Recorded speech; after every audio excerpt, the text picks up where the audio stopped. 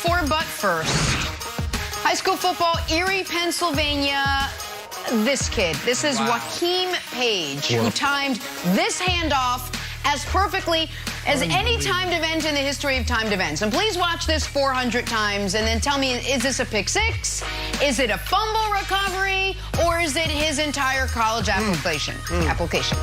On behalf of those of us whose timing is sometimes off, a joke, a line in my script, picking up my kids from school. Yeah, my timing is sometimes off, especially when I'm not wearing my glasses and I misread 2:35 to 2:45. Whatever, the kids are fine, they got home.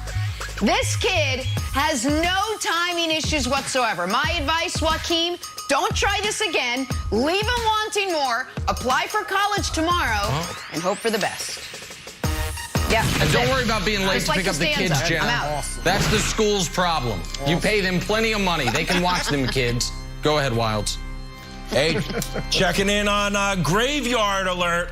First things first, and your old buddy Kevin Wilds, your #1 news source for who's buried in whose front yard. Remember, this is Myles Garrett. He started the trend and started my new job.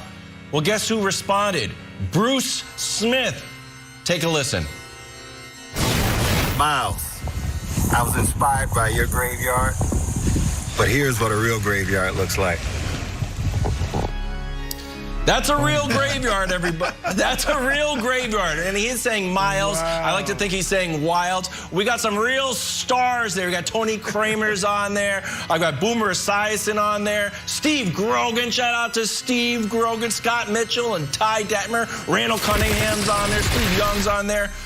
So fantastic job, Bruce. And if you ever want to take the kids for a nice little walk, say, hey, let's go down to Bruce Smith's house and see a bunch of quarterbacks buried in his front yard. Fantastic job, Bruce.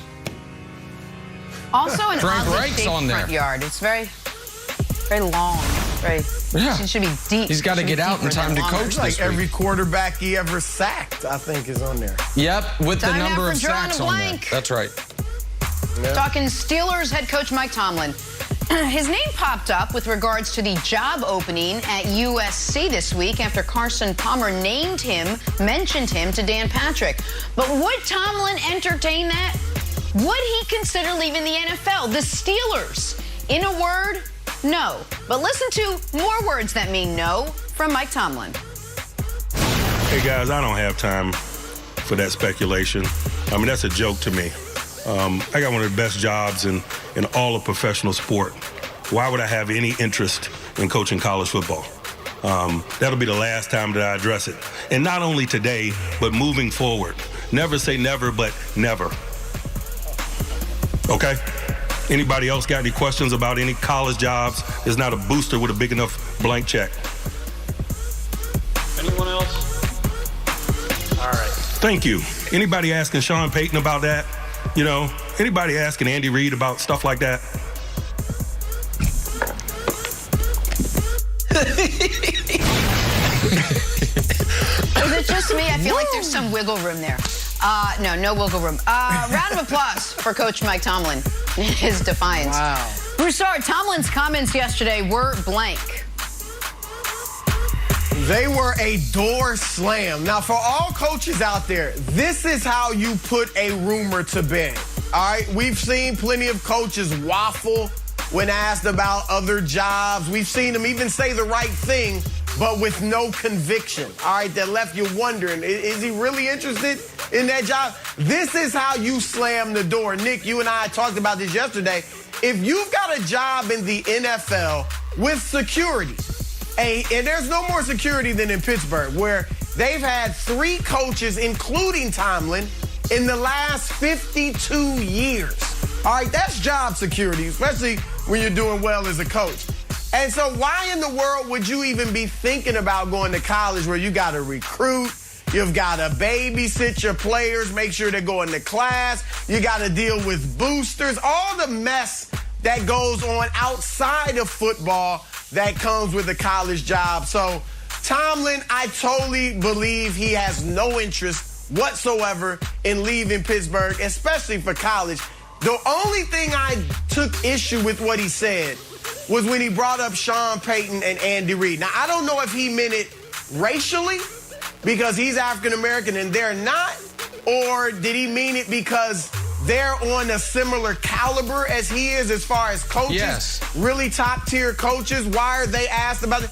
But either way, Tomlin didn't need to bring them up because the reason he was asked about it and they weren't is because somebody threw your name out there.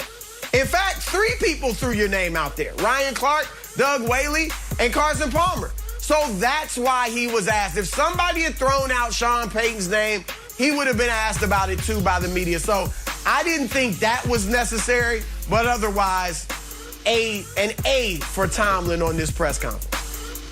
So that's the part that to me was the most interesting. But before I get to that quickly, one of the reasons that other coaches don't issue these strong of a denials is because they want the rumors out there.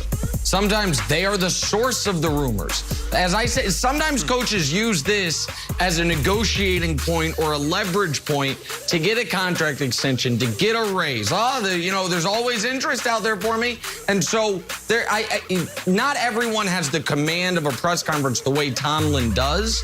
But even if they did, they wouldn't issue these types of denials because they like their name being in the rumor mill. But to me, his comments were revealing because of the very end of it.